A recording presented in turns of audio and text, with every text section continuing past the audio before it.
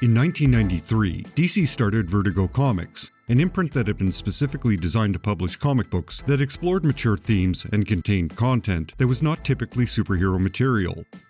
Vertigo was the imprint that would take over some of the existing DC titles, such as Sandman, Hellblazer, Animal Man, Shade the Changing Man, Doom Patrol, and Swamp Thing. These were all comics that didn't fit into a specific genre, although most were considered to be horror or fantasy. And they all did well, despite being oddities that looked out of place next to DC's mainstream superhero titles. However, despite its numerous successes, Vertigo was shuttered in favor of Black Label, a mature-only imprint primarily focused on existing DC superheroes. So, what happened? How did this once prestigious imprint, which produced some very notable material from some very notable creators, go from being a solid respected imprint to being unceremoniously shut down in 2020? Let's investigate. If you're new and you like what you see, please subscribe and give this video a thumbs up. If you want to go a step further and directly support this channel, there's a link to my Patreon in the description. As always, thank you for watching. Now on with the video. Vertigo was built upon the success of many other comics that preceded its creation. Most certainly, the success of Alan Moore's run on Swamp Thing started a chain of events that would eventually lead to Vertigo. However, Moore wasn't the first British creator to begin the so-called British invasion of the early 80s. That distinction goes to the artists Dave Gibbons and Brian Boland. These two artists, and their success, inspired DC to recruit other British creators. The person responsible for finding and hiring British creators was the relatively new editor, Karen Berger. Berger had begun work for DC in 1979.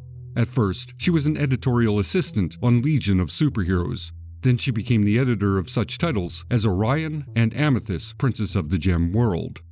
In essence, she was a solid editor that had yet to work on anything too high profile. Her strength seemed to be fostering material that wasn't standard superhero work. This is not only reflected on her resume, but in the talent she recruited for DC.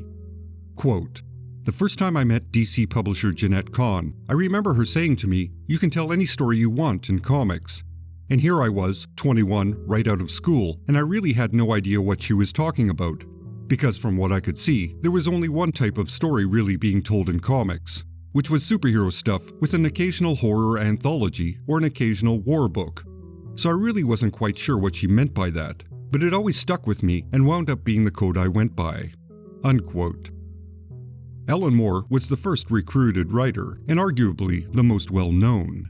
His work on Swamp Thing and the industry recognition it gained led to other British creators such as Peter Milligan, Jamie Delano, Grant Morrison, and Neil Gaiman being asked to pitch ideas to DC. Delano would create Hellblazer based on the supporting Swamp Thing character John Constantine. Milligan would create Shade the Changing Man based on the Steve Ditko character from the late 70s. Morrison would create Animal Man, based on an obscure character from the 60s, and then transform Doom Patrol.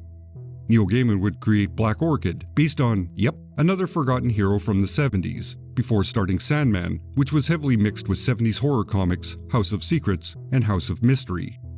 Gaiman also created Timothy Hunter, who was guided on his journey by the Phantom Stranger, John Constantine, Dr. Occult, and Mr. E. Naturally, the pattern that emerges is British talent reworking old, unused concepts that had little to no name recognition, much like Moore did with Swamp Thing. In fact, it seemed like the British talent was gently encouraged to follow Moore's footsteps rather closely. Peter Milligan had this to say in 1998, quote, "DC editorial were all keen for writers to be themselves, as long as you were exactly like Alan Moore." Unquote. This was a sentiment expressed by more than a few British creators. Regardless, all of these titles were internally known as Berger books, or the Bergerverse. All were edited by Berger, and they had their own unique flavor to them. Concurrently, while the British invasion continued, DC began publishing other titles that carried the label suggested for mature readers only. The Shadow, Haywire, Green Arrow, and The Question were all examples of this early attempt at publishing stories that were more than simple struggles between good and evil. In 1989, DC also experimented with alternative comics through their short-lived imprint Piranha Press, and with alternate superhero material with Elseworlds. Finally, in 1992, Karen Berger was assigned the task of consolidating all of her titles under one imprint, and then to expand that publishing venture to include more titles with a similar flavor. Berger created a business plan, hired editors with a similar editorial outlook, and formed a marketing strategy that included a distinct, uniform design for all the covers. Thus, at the beginning of 1993, Vertigo Comics finally launched. Vertigo began with a rather aggressive publishing strategy. 2 new titles, either an ongoing or limited series, would be launched every month for the first year. By the end of that year, once pre-existing titles such as Hellblazer and Sandman were integrated, Vertigo was publishing roughly 15 titles per month. That being said, the vast majority of Vertigo's output was limited series, with very few new ongoing series being added. Worth a brief mention is Disney's failed attempt at launching a mature comic book line. The imprint, TouchMark Comics, was deep into development before it was cancelled. 3 titles, Sebastian O, Mercy, and Enigma, were subsequently brought over to Vertigo and included in the first year of publication. During the first year, Sandman Mystery Theater, Black Orchid, and Kid Eternity were added to the ongoing lineup. However, Black Orchid and Kid Eternity would be cancelled after a brief run. In 1994, both The Invisibles and Books of Magic began. While The Invisibles hovered near cancellation during its initial run, it was reworked and it did return. The following year, Preacher was the only new ongoing series added. In 1996, House of Secrets, The Dreaming, and Seekers into the Mystery were launched, with House of Secrets and Seekers concluding within 2 years. The point being, Vertigo was rather conservative about committing to lengthy runs, and they were not shy about cancelling titles that failed to perform. Along with Black Orchid and Kid Eternity, Vertigo tried to integrate other DC properties, such as Jonah Hex, Prez, The Phantom Stranger, and Brother Power the Geek. They also published unique superhero titles such as Enigma, Scarab, and Flex Mentalo. For the most part, superhero-related material or DC properties didn't become a regular part of Vertigo's brand. After the first few years of experimentation, Vertigo seemed to settle into an area of original horror, fantasy, and science fiction, with the occasional crime or war comic. In a way, Vertigo resembled the DC explosion in the 70s. Between 1975 and 1978, DC tried to overtake Marvel's dominance in the market, and they pumped out a vast array of titles covering all conceivable genres.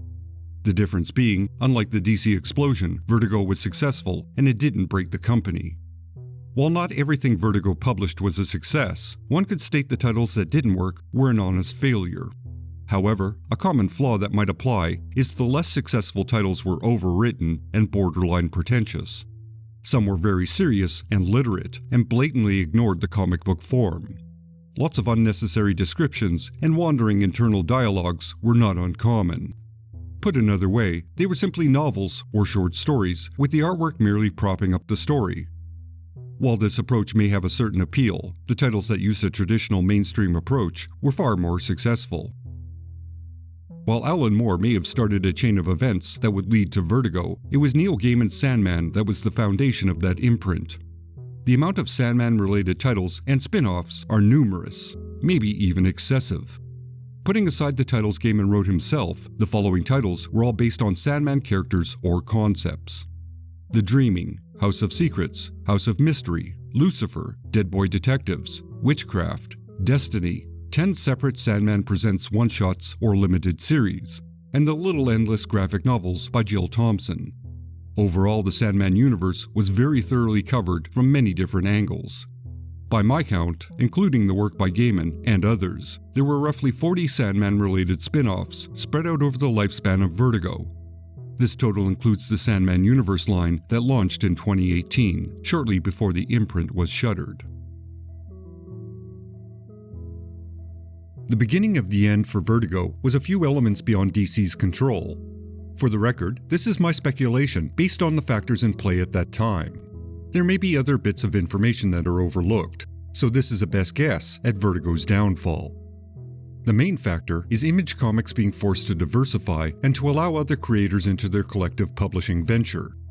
Briefly, by 1999, the original Image Collective had lost both Rob Liefeld and Jim Lee, which dramatically cut the amount of titles they published.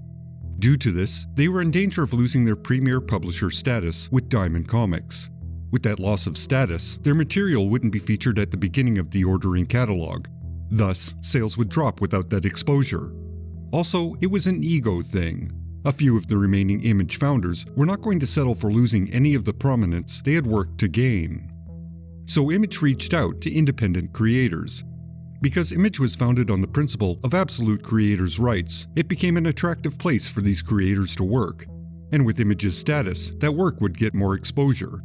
It was a bit risky for creators, since they had to fund the cost of production, but it could be worthwhile if the work was a hit, or a slightly modest success.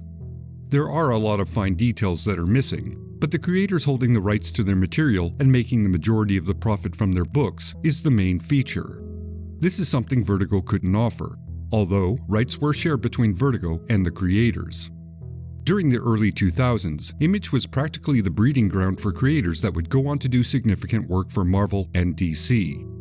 Brian Michael Bendis, Robert Kirkman, and Jonathan Hickman being prime examples, while Vertigo had Garth Ennis, Warren Ellis, and Brian Azzarello. Then there was the shape of the comic book market. The late 90s were terrible for sales. By the early 2000s, things began to turn around. However, what generated sales was primarily superhero content, specifically fresh takes on old properties. A lot of established, independent talent was recruited to produce superhero work.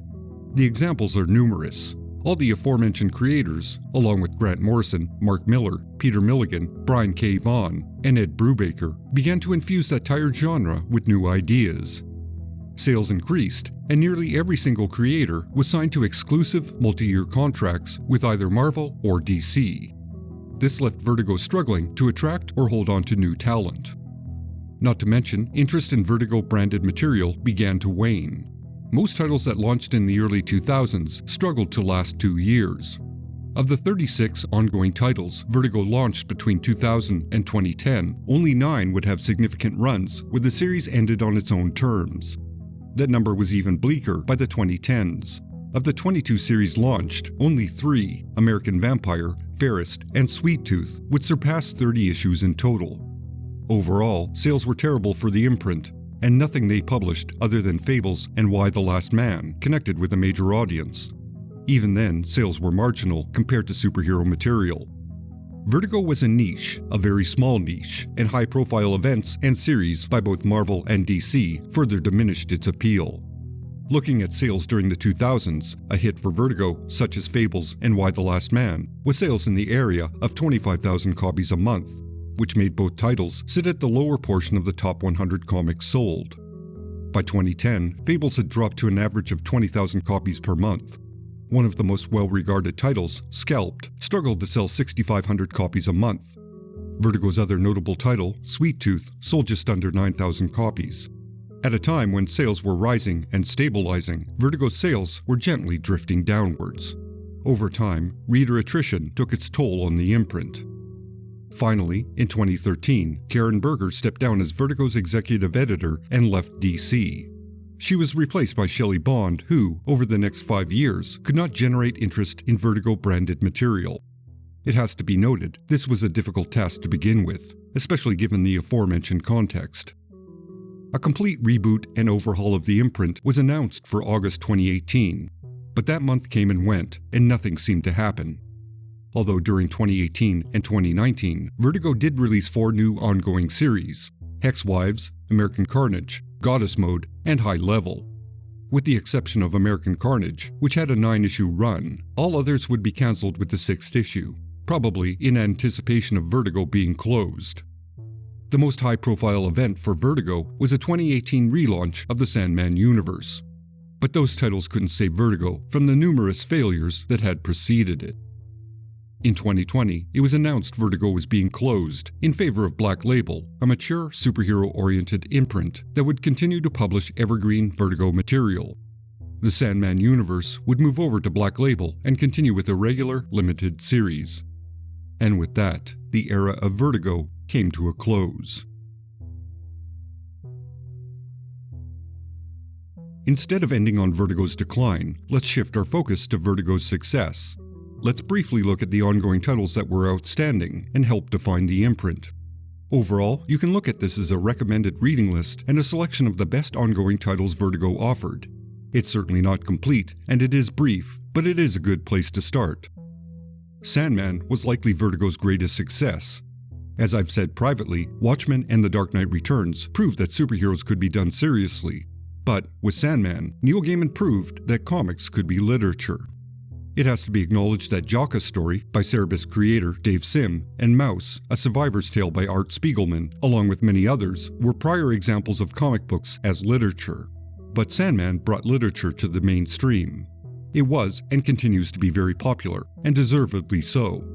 It went from being an oddball horror book to being a character study of a sometimes cruel, enigmatic being that could not withstand the pressure of their role and the consequences of their actions.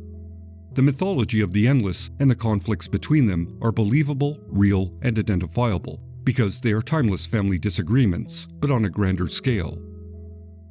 The title that ran for nearly all of Vertigo's existence was Hellblazer. Arguably, its cancellation with issue 300 in 2013 signaled the end of Vertigo as an imprint. Hellblazer had significant runs by nearly every notable British creator.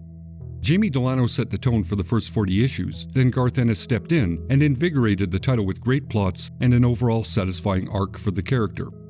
Paul Jenkins, Warren Ellis, Brian Azzarello, and Mike Carey all had notable runs on the title, taking the character to unique spaces with their unique writing perspective. It may have been hit or miss at times, but Hellblazer did have a prestige that I believe most creators did their best to maintain. In some respects, John Constantine had the same level of creator respect as Superman. Delano's setup and consequences of the Newcastle arc should be required reading for everyone.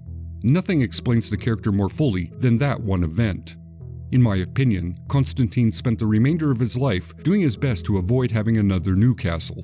He may have been arrogant and cocky, and he used people like chess pieces at times, but underneath everything was a man terrified of facing an evil that would break him. Shade the Changing Man was an early title that made a very easy transition to Vertigo.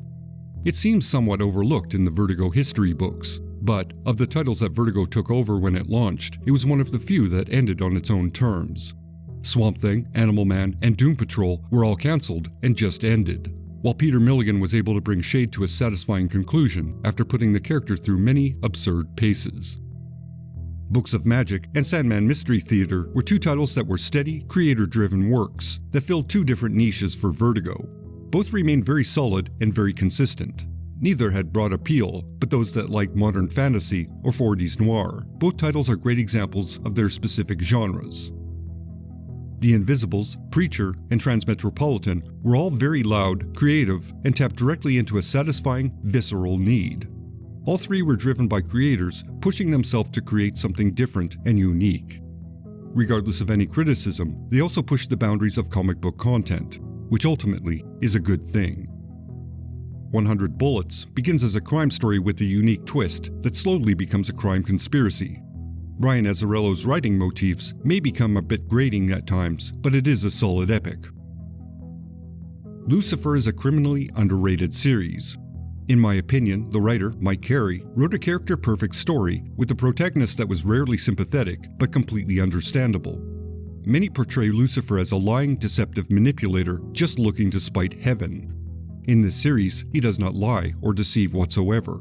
The closest he comes to being deceptive is omitting details, or allowing a participant to believe in one possibility, while another, more likely one, is the actual result. Overall, he talks very plainly and cares very little whether someone agrees with the actions he sees as necessary. The series is all about being an individual free from manifest destiny. Despite doing whatever he pleases, Lucifer cannot be assured that his perceived free will isn't part of God's plan. So Lucifer sets out to ensure he lives a life according to his own decisions, not those of a distant, controlling father figure. It's simply a brilliant series. Fables is a great series, for exactly half of its run. It was planned to end with its 75th issue, but it was allowed to continue well beyond that. As a result, the series really feels like it comes to an end at issue 75, after which, in my opinion, it doesn't go anywhere too interesting. Regardless, the story of exiled characters from an enchanted land trying to get back home is very well done. Why the Last Man is a solid title. It's an interesting premise that is told reasonably well. Honestly, it probably only needed 3 years to tell the story, but Brian K. Vaughan's writing is pretty tight, so it doesn't feel like a series that is drawn out beyond its expiration date. There were some lesser-known titles published in the 2000s that were equally solid. Losers by Andy Diggle and Jock is 32 issues of amazing heist action. Scalped by Jason Aaron and R.M. Guerra is a crime series set on a reservation. If you enjoyed 100 Bullets, the series will scratch a similar itch. Young Liars by David Lapham is a bit hard to define. It's a crime drama mixed with rock and roll, mixed with Lapham's twisty narrative capabilities.